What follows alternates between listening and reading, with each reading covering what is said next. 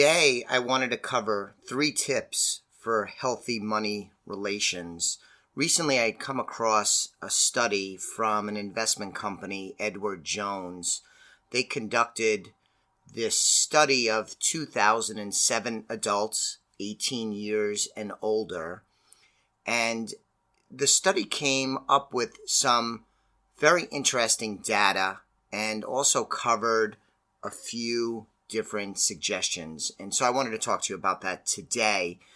So you might be surprised to learn that while 81% of the respondents say they feel in control of their financial situation, they also admit mixed emotions when it comes to their money. For example, only 21% of respondents reported that they feel happy when thinking about saving money. And that is a little discouraging as a financial planner who works closely with individuals and families, helping them win with money and increasing their financial IQ. That number is a little, again, disappointing. The survey also found a couple of other interesting statistics, that 30% of respondents who have some emergency savings still do not have enough saved to cover 1 month of expenses. This too is alarming. Conventional wisdom, which I agree with, is that you should have 3 to 6 months of expenses in an emergency fund, typically in a bank and or money market. The fact that so few Americans have this in place is a disappointment. Another data point is that 25% of the respondents say they expect to reduce or improve their spending habits. And this is not at all surprising. In fact, I've had a string of meetings recently where I've met some really wonderful, talented, smart, hardworking people that are out of control with their money. And when you look at their income and the high levels of income they've earned for an extended period of time, it's a little surprising how little net worth they actually created. Everybody needs to spend money. You want to have fun with your money. You want to enjoy money at all levels of your lifetime, whether you're in your 20s, 30s, 40s, 50s, and so on. I understand FOMO, the fear of missing out. I understand carpe diem, seize the day. You only live once. These are all reasons why you'd want to spend money and enjoy yourself. But far too many people, their spending is way out of whack relative to what you need to do to achieve long-term financial success and build wealth. I'll give you an example. One of these couples that I met recently, they make a decent amount of money. I want to use it just as an illustration. When you look at it the way that I'm going to describe it, I think it jumps out as, that really doesn't sound very smart. They make about $110,000 combined income, which is pretty good. They have 2 car payments that total $1,700 a month. One is $1,000 a month and one is $700 a month. To each their own. It's not my money. I have my money. It's their money, and they can choose to do what they want with it. But it's hard to wrap your head around spending $1,700 a month for cars that depreciate in value on $110,000 income and expect that you're going to win with money consistently and build wealth. Now, opinions can differ. Some people might be listening saying $1,700 on a $110,000 a year salary is fine. I think most people, most of the time, would say that's excessive on the car front. But going back to the study, 25% say they expect to reduce or improve spending habits. I think that is definitely something that people ought to focus on. Spending money and enjoying it, but doing it within reasonable constraint levels and certainly not taking on debt. And the next data point I wanted to talk quickly about is that 10% say they never discuss finances with their family. I found that number to be very encouraging.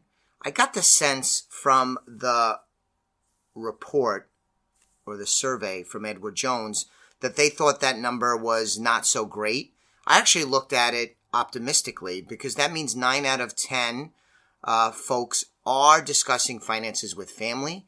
My sense, having been a certified financial planner and working with families for over 27 years now, I would bet that 10, 20, even 30 years ago that number was higher. I bet significantly higher. So I think that's pretty good because sharing information with family and friends, getting different viewpoints and opinions, not that you have to be an open book with everything, but I think that's pretty good. So the next and actually last data point I wanted to speak about from the Edward Jones study is that while most Americans feel in control of their financial situation, money generates a mix of emotions. I said this earlier already.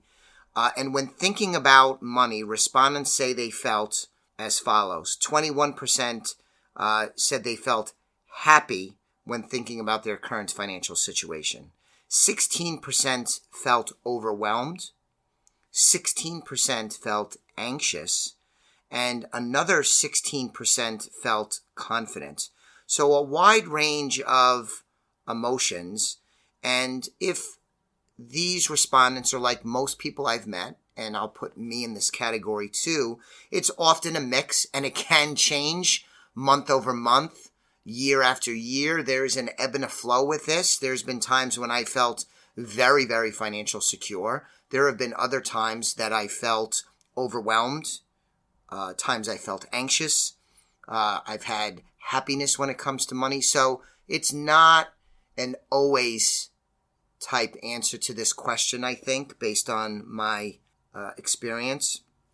So one of the quotes I pulled out of the study was from Edward Jones investment strategist Neela Richardson, and she said the following: whether you are strapped with student debt, saving to buy a home, or trying to build an emergency fund, there are trade-offs that must be made in balancing these short-term goals and your long-term financial future, such as investing for retirement. I think that is so eloquent and well said. Kudos to Ms. Richardson. So as we finish up, I wanted to give you 3 tips for healthy money relations. And this is my opinion. I drew on this study quite a bit because, again, Edward Jones did a nice job with this. Granted, they are my competition, but this study was very, very well done. So 3 tips. Number 1 is recognize what emotions you feel when it comes to saving and investing your money. For example, how does spending make you feel? For some people, at least some of the time, spending money is a way to contend with stress. Having an awareness of why you spend, and if you spend when you're stressed, if you spend when you're happy, do you spend when you're sad? I think that's a pretty good exercise. How does saving make you feel? There's some people that feel so unbelievably satisfied when they save. That too, by the way, can come in an extreme.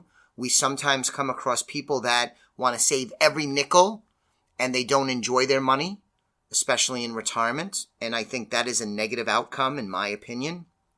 But how does saving make you feel? Being honest with yourself about these emotions can prevent you from making emotional money decisions. And in our opinion, emotional money decisions are often the wrong decisions.